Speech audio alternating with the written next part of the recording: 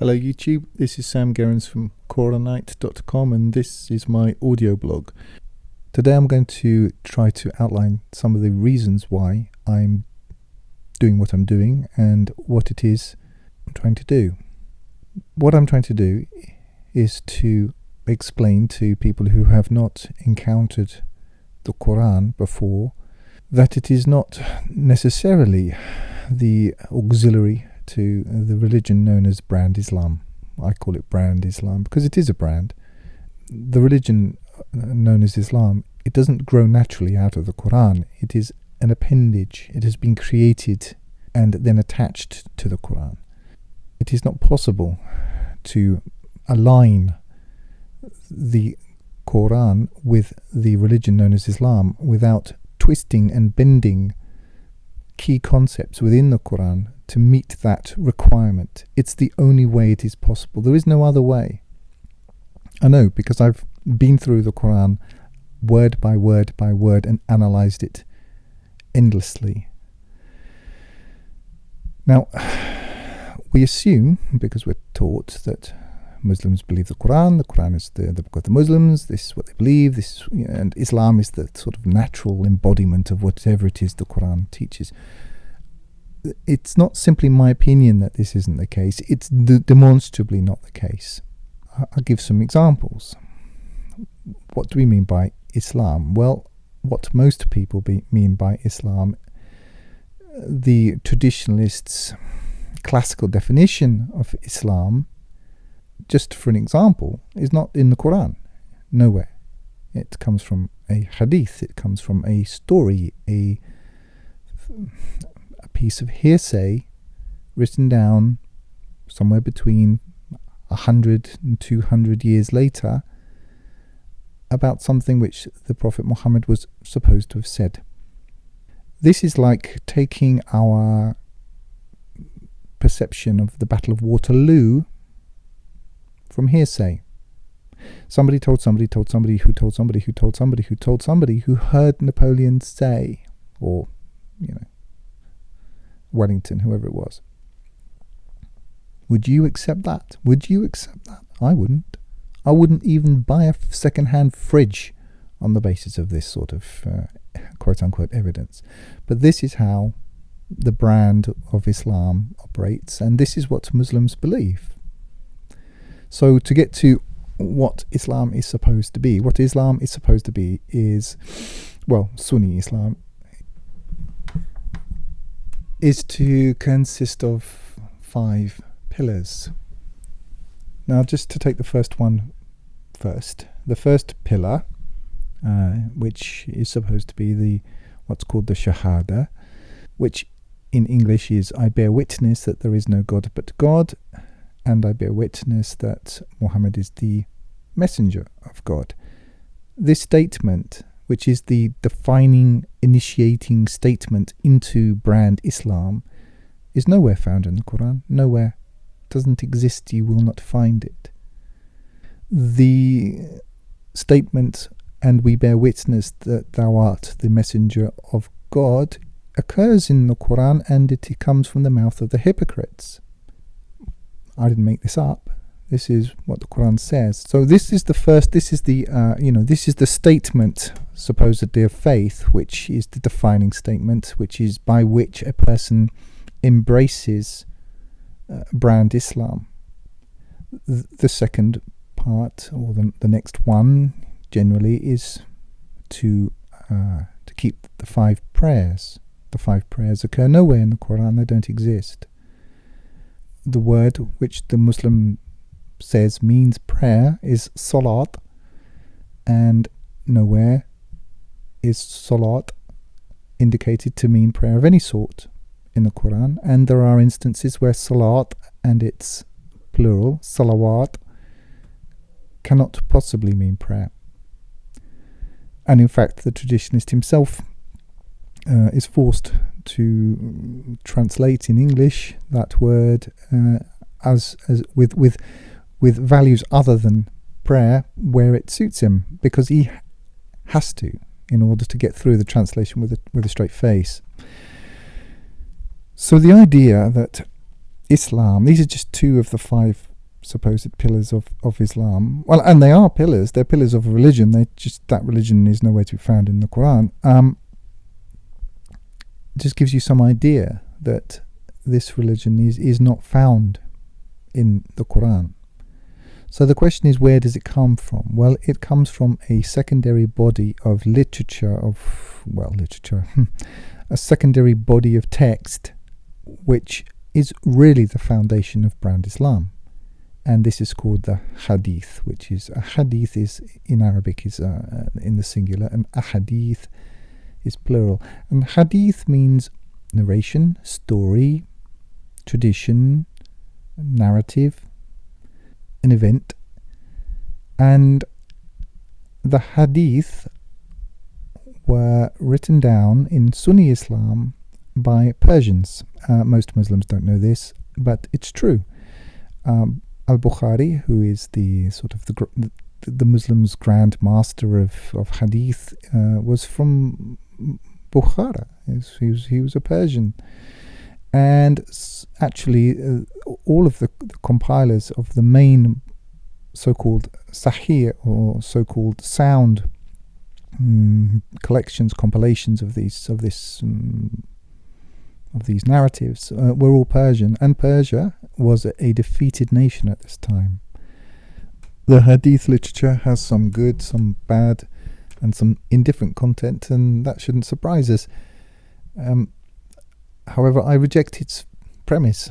The premise of the hadith literature is a so-called science called the science of isnad, and isnad is, well, it's insane actually, but it's like saying that that a chain of transmission, supposedly, if you accept it as being true, which I don't, has a sort of pedigree, that the people involved, their memory was this good, or they are that reliable, or whatever it is. I wouldn't sign a contract to buy a second-hand car on this basis. I wouldn't, and nor would anybody. I mean, we're talking, 6, 8, 9 people sometimes, however many people it is.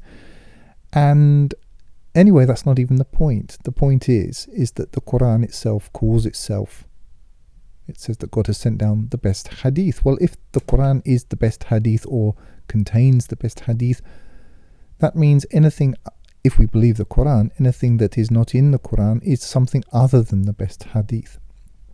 Why would you follow anything other than the best? The Qur'an itself claims to be complete. It claims that it's a full message to the world. It claims that it makes those claims. Well, you can either accept those claims or you can reject them. But I find it incompatible with reason to suggest, as brand Islam does not only suggest, it is actually founded upon this assumption, that some book of revelation which claims to be complete is in fact not complete, because it needs this other stuff to be understood. Well, my position is if the Qur'an is from God and it claims to be complete, then we should accept it on those terms. And if it can be shown to be incomplete, well, then it means it's not from God, doesn't it? You can't have it both ways. But Islam requires you to have it both ways. And that's part of why I don't accept it. Mainstream Islam will have it that unless you follow its religion, you have no business engaging with the Qur'an.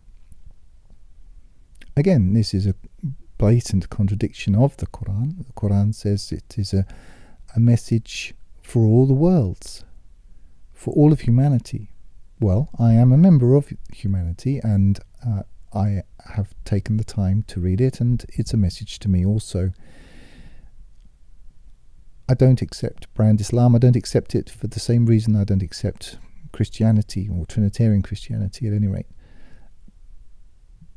My position is that I have studied the Qur'an with care, which it asks you to do, and found it to be complete.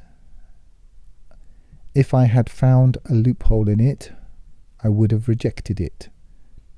The Qur'an does not require you to follow brand Islam. You cannot follow brand Islam and in a meaningful way implement the Qur'an. They are inimical. They are irreconcilable.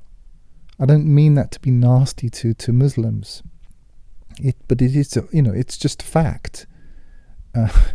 It doesn't matter which part of, the main core of Islam you belong to.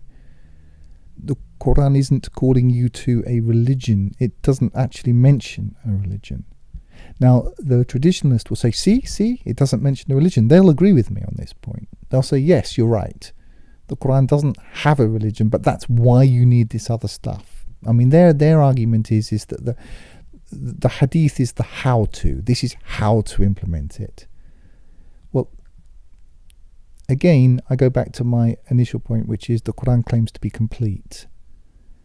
And what the Muslims have done, they've repeated the same errors that the Jews made, is in that the Jews claim that Moses received the written Torah, but he also received an oral Torah, another Torah. The Hadith is the Islamic Talmud.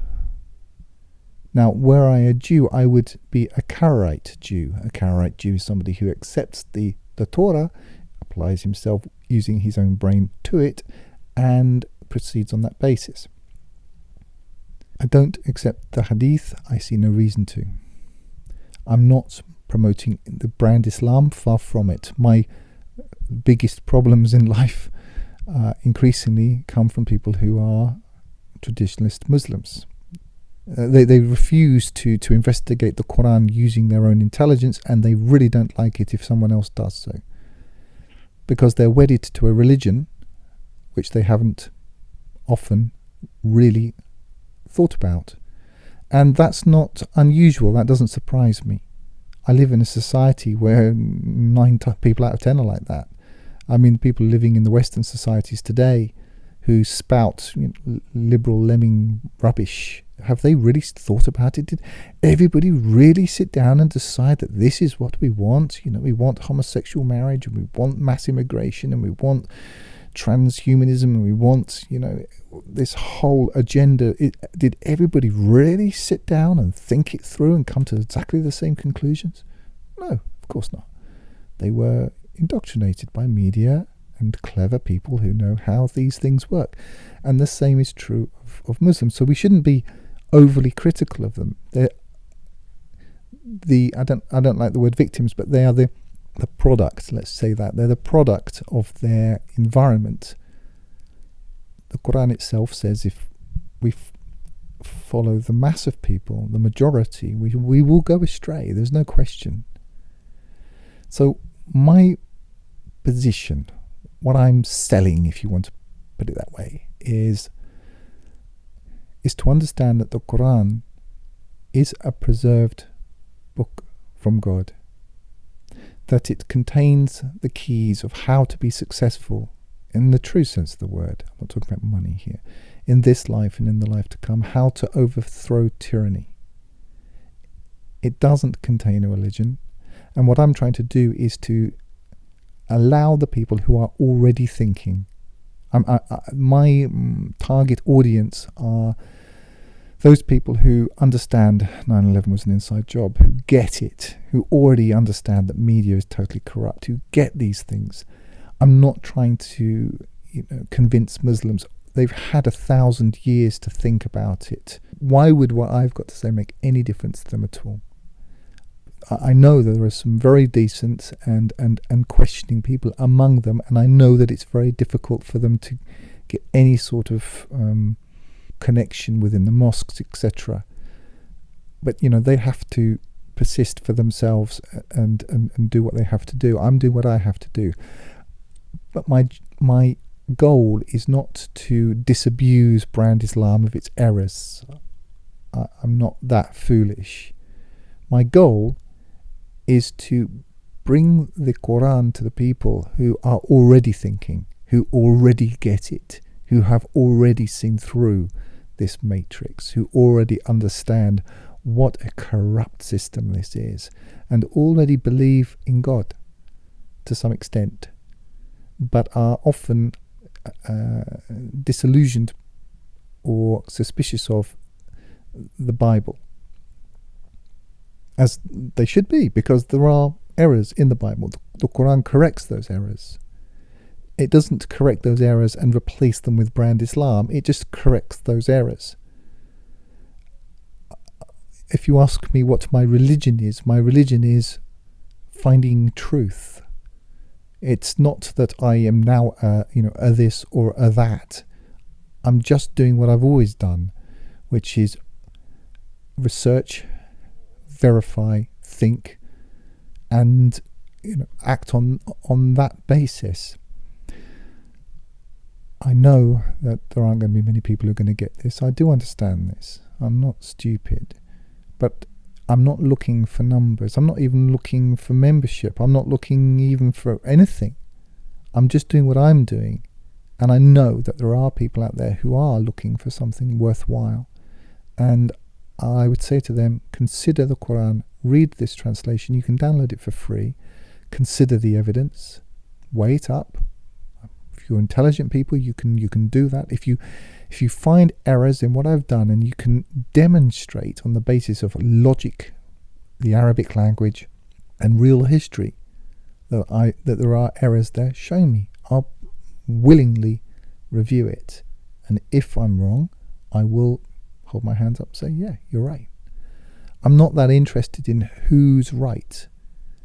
I'm interested in what's right. But I will not be bludgeoned or blackmailed or threatened out of using my brain by people who won't use theirs. I must do what I must do, and that's all there is to it. That's really all that I want to say for now. If you're listening on YouTube, you can download my full translation of the Qur'an using the button in the top right hand corner. I also encourage you to sign up for the Qur'anite Plus newsletter on the site to get regular micro updates. Like if you like, comments if you have something to say, and subscribe to get more each week.